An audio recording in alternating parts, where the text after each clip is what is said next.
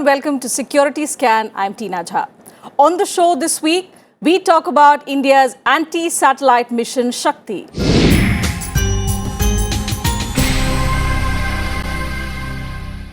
On 27th March 2019, India successfully conducted an anti-satellite missile test from the Dr. APJ Abdul Kalam Island Launch Complex. Called Mission Shakti, the technological mission was carried out by the Defence Research and Development Organisation with an aim to strengthen India's overall security. To demonstrate its anti-missile capability, one of India's existing satellites operating in lower orbit was shot down. The test was fully successful and achieved all parameters as per plans. With this test, India has become only the fourth country in the world to acquire anti-satellite capability after the United States, Russia and China. To understand more about the remarkable feat of our scientists and the significance of Mission Shakti, we are being joined on the show today by Mr. V.K. Saraswat, former Director General of DRDO and member Niti Aayog. Mr. Ravi Kumar Gupta, former scientist and director DRDO, and Major General retired Ravi Arora, who is also the chief editor, Indian Military Review.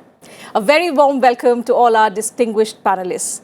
Mr. Saraswat, I would like to start the show with you because you have been one of the first persons who went on record to say that India is capable of launching its own anti-satellite technology. Tell us about the strategic significance of this Mission Shakti.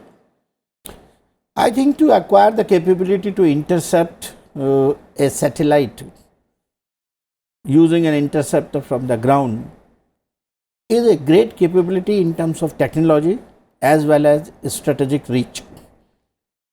And particularly, it gives you a overarching kind of a feeling of space security, because you will understand that over the years, the use of space for civilian and military purposes is ever increasing.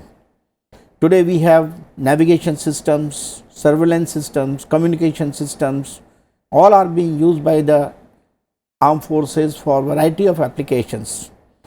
We call it network-centric warfare. In the civilian domain, the same satellites are doing functions for disaster management, finding our own resources, underground resources, making estimate of weathers and variety of things that is happening. So when such an important element object is orbiting in the space, it becomes vulnerable during a conflict.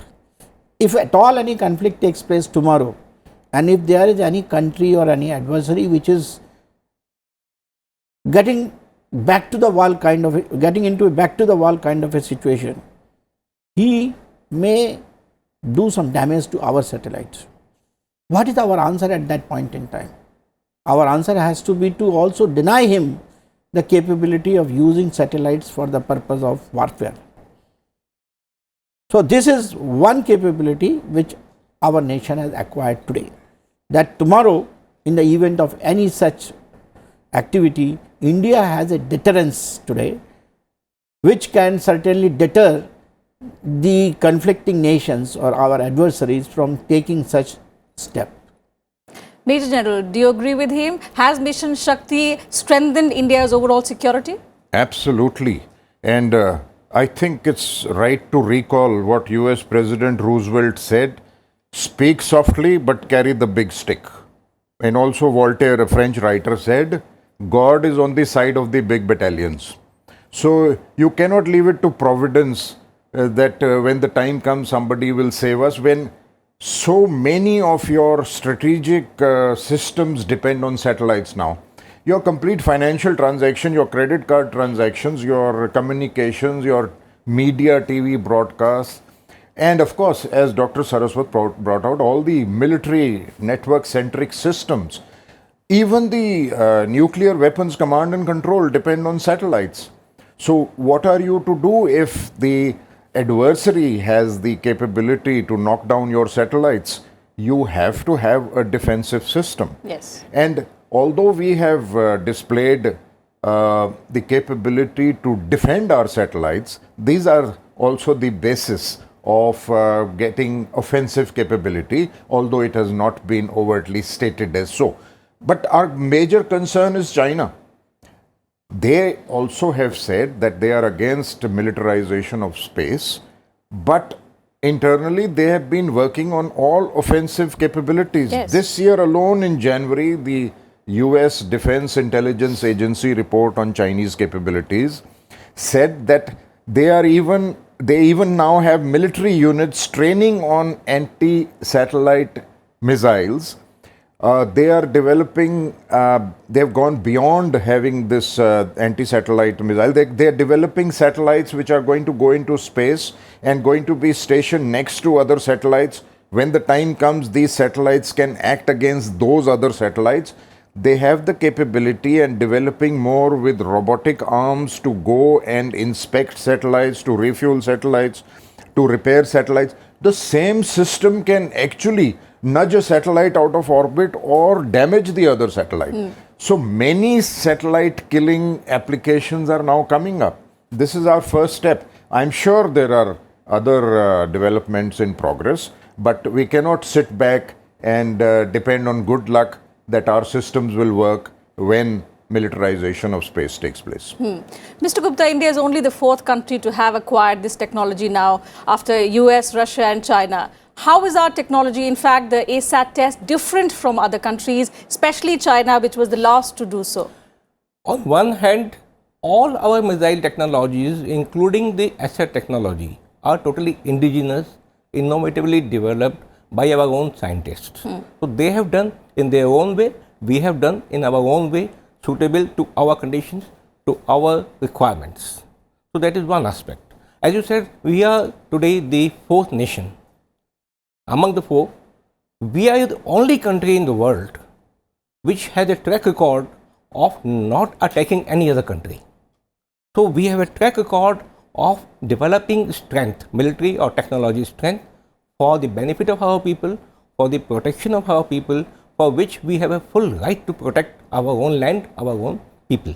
So that way, definitely it is a big jump in national security capabilities. And it is not just a tactical capability, it is also a strategic capability. Because what is a strategic capability? Which can turn the tables. Something which single-handedly can turn the course of war, as the US did during the World War II. One single bomb on Hiroshima and the World War came to an end. It is something similar. It depends upon on what magnitude you are using it. Because today, the entire civilian life, the entire military operations, they cannot be run without satellites.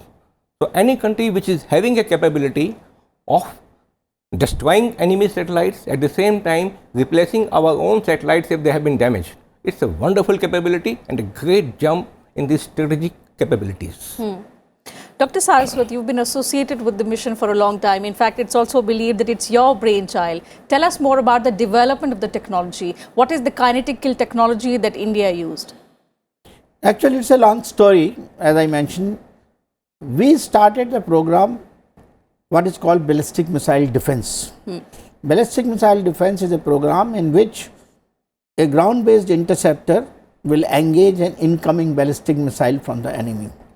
It can be engaged in endo-atmospheric, that means you are within the atmosphere. It can be engaged in the exo-atmosphere, that means outside the atmosphere.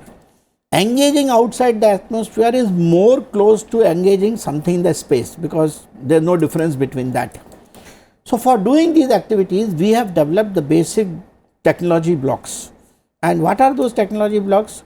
First and the foremost technology building block is a long range, very precise tracking radar.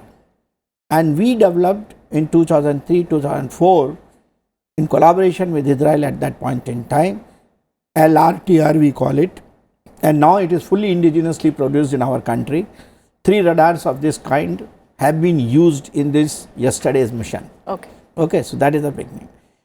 Then we need, what does this radar do? When you launch your interceptor against the incoming ballistic missile, interceptor needs to know the position of the incoming ballistic missile in real time. So this radar tracks that incoming ballistic missile, and then through a data link, it communicates to the interceptor in real time, every 100 milliseconds, what is the position of the incoming ballistic missile.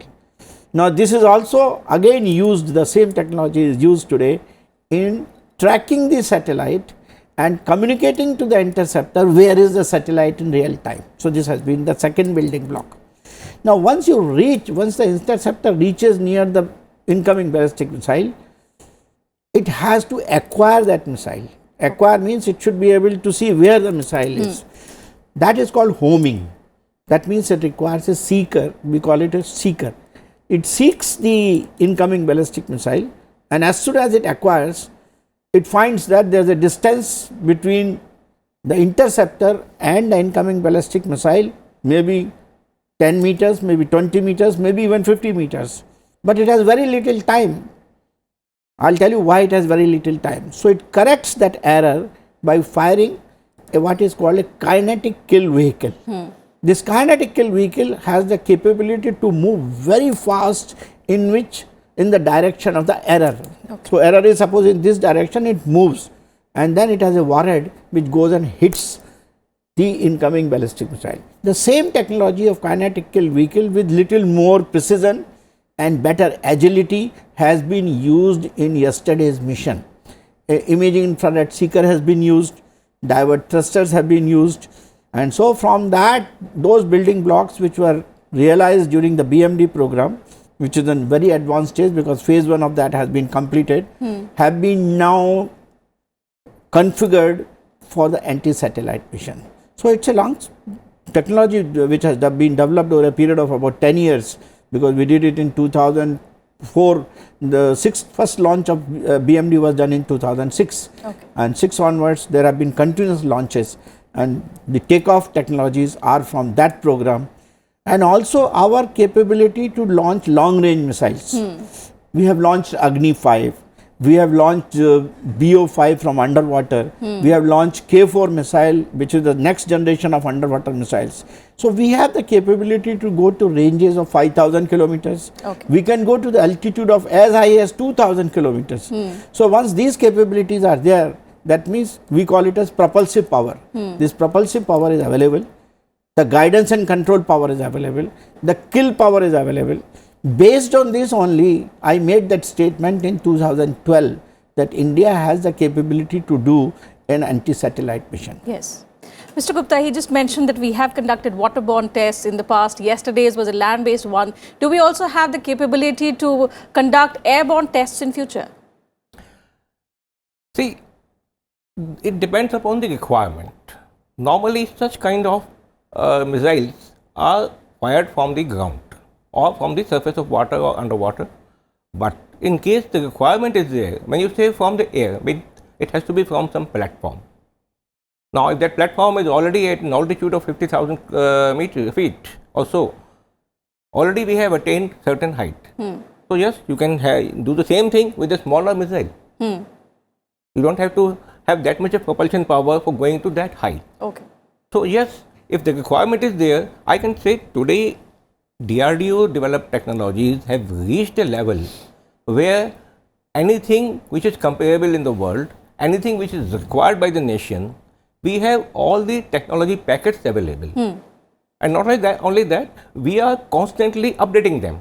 It is a real-time affair. Where we stand today, we were not 1 year before. Where we were 1 year before, we were not maybe 5-6 years before. So, technology is an ongoing process, and DRDO is moving with the world today. We have all the ingredients, complete total self-reliance in terms of military technology, missile technologies. So, as you said, from air, if it is required, yes, we can do it. We can do it. Major General, one concern that's constantly been raised ever since the test has been successfully conducted is why now? What was the need to conduct the test for India at the moment currently? Okay.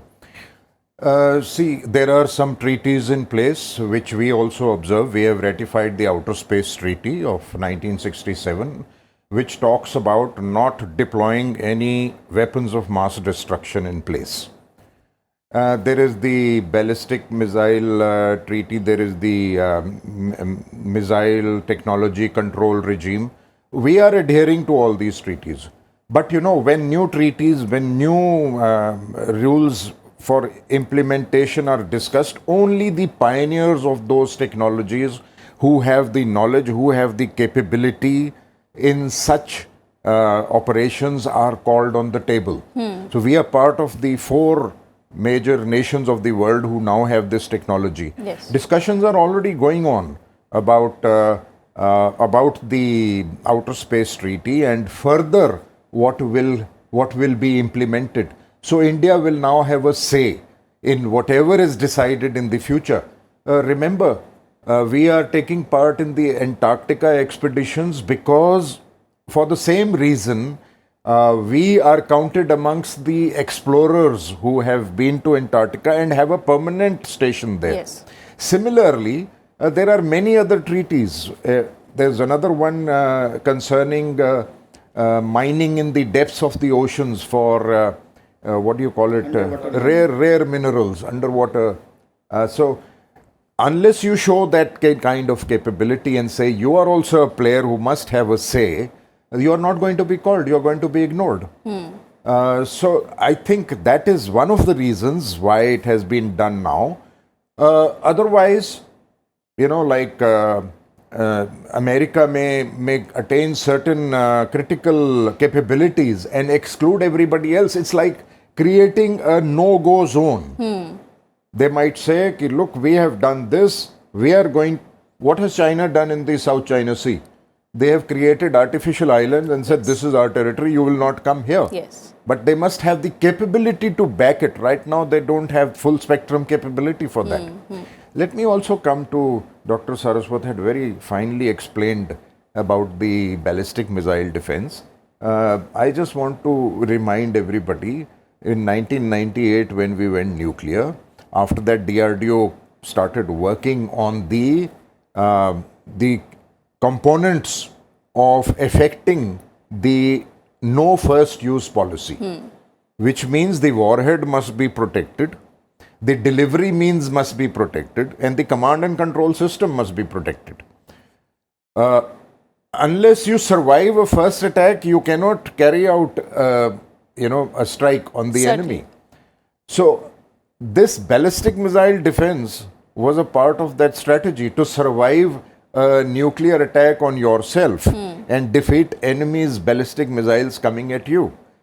But when it comes to command and control, it was about protecting all the links, the transmission, which was also through satellites for the nuclear command structure. So a country which does not have the capability to knock off a satellite, say Pakistan, is going to target your communication links, trying to jam the satellites, trying to spoof the satellites. And then if this doesn't work, your no first use policy is of no use. Certainly. So when the BMD system was developed, we attained this capability. The next logical step was then to carry out anti-satellite defense. So I thought I'll put from the user's point of view. And even now, we have been maintaining that it's not targeted at any particular country, but we are only building a deterrent mechanism. Dr. Saraswat, have we been able to send out a strong message to our adversaries? I think we have sent a very strong message because we are now telling everybody, like our Honorable Prime Minister has mentioned yesterday in his speech, that it is not against a particular nation. Yes. It is our own strength which we have developed, and we, like in the case of nuclear, we also would not like to use it for any other purpose. So it becomes as a deterrence, but a deterrence is required because a deterrence gives you strength. Dr. Kalam used to say, technology is strength and strength respects strength. Yes. So if you are a strong nation, then everybody will respect you. Taking a clue from what General has said just now, take the story of nuclear treaties. All other nations carried out nuclear technology bomb test, and China was the last one to do it in 1964. And after 1964, immediately they came up with a treaty, NPT, CTBT, And as a result, India just delayed it by a couple of years. Yes. We did it our first test in 1974. But we were never considered as a nuclear nation. And because we were not considered as a nuclear nation, we had to suffer till very recently that we were not part of the nuclear supply group, we were not given the nuclear fuels, we were denied the nuclear technology.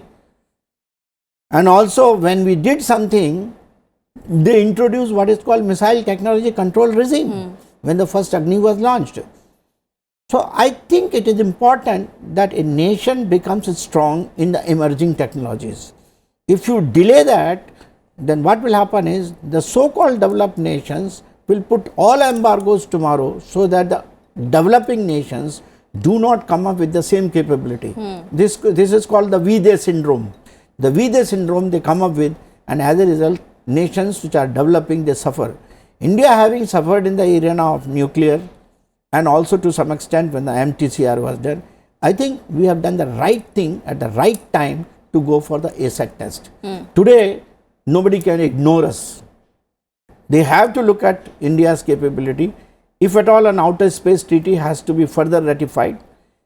See, outer space treaty also today is more by kind of, it is not a binding treaty. It is, okay, yes, I also would like to use space for the peace. We also say the same thing. We will never use space for any military application. We subscribe to the theory of non-militarization of space. But then all this we can do only if we have the strength tomorrow, because we are seeing all around us, as General was mentioning, that the nations are developing technologies for denial of satellites. Yes. Variety of technologies are being used, not only just intercepting. You can do multiple technologies, you can carry on your satellite, so many things that can spoof the other satellite. So entire game is on already. So if we lag behind that, I think we would be missing the bus. Yes. So the India has done the right decision, the right time, and I would like to congratulate the government for that. Major General, although India has been maintaining that, we abide by our no first use policy and we are only building up on a deterrent mechanism, is there fear of a, space war being triggered among other countries in the world? Surely. This was, as you may call it, a peaceful test, a defensive test.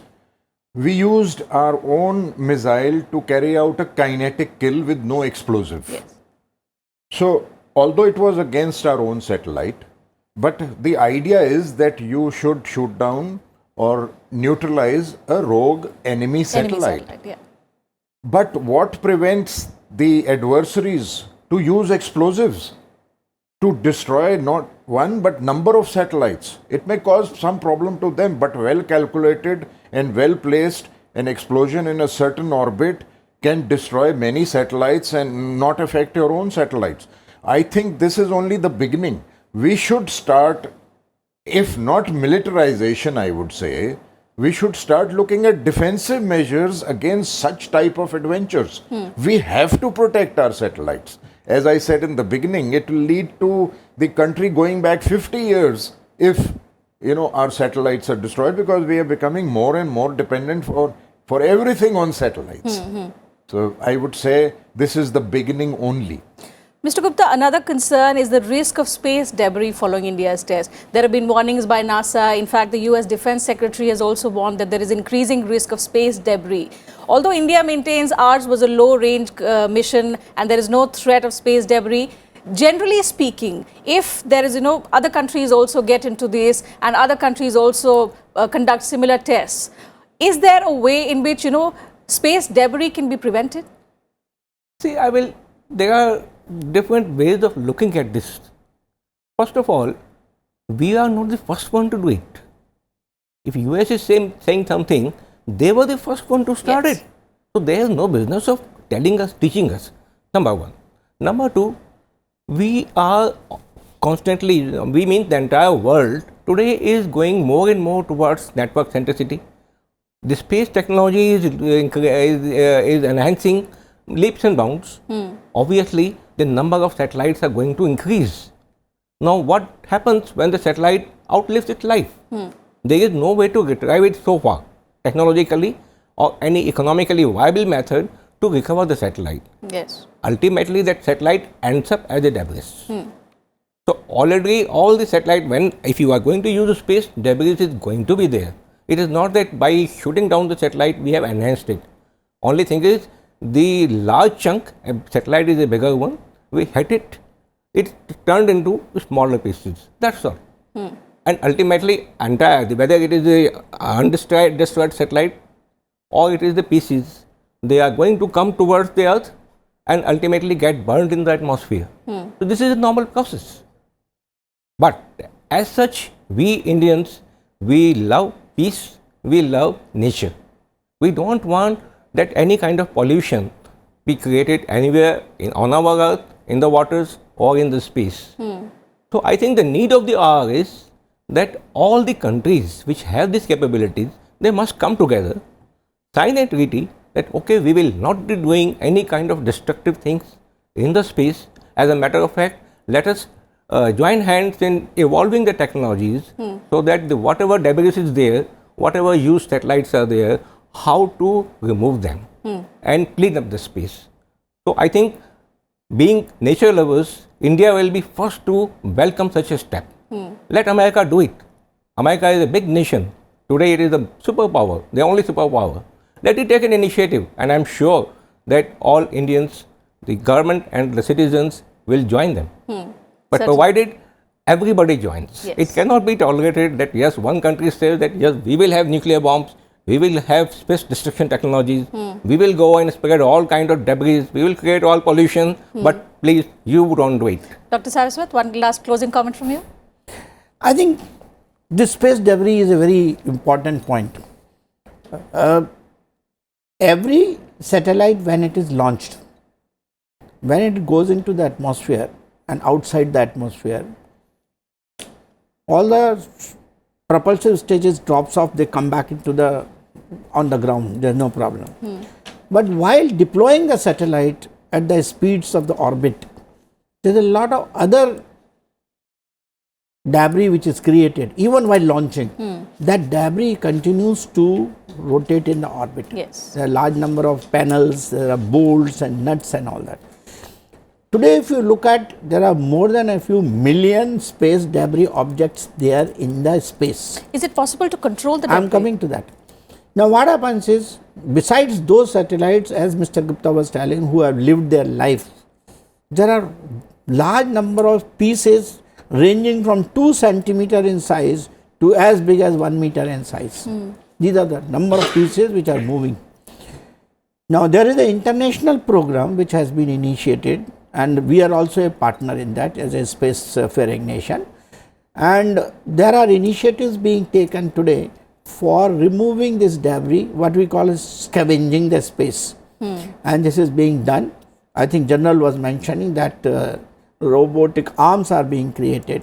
There are some of other kind nets are being created, and stations like Skylabs and all that are also going out with special missions which will be able to release these robotic arms and collect these things.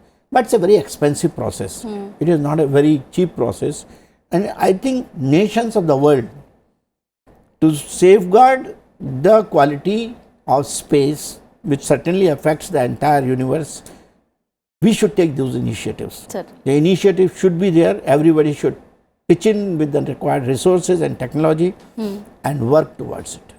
Indeed. So as all our panelists have been pointing out, the anti-satellite missile capability demonstrated by India is not targeted against any country, but only to demonstrate its capacity. It sure will be a deterrence mechanism in the event of a space war, similar to what India has developed in the nuclear domain. Thank you to all my guests on the show this week in helping us and our viewers understand intricate details about India's Mission Shakti. That's it from us this week on Security Scan. You can also watch the episode on YouTube and Twitter and leave behind your valuable feedback and suggestions. We'll be back next week with another significant subject. Until then, thank you very much for your time and keep watching Rajya Sabha TV.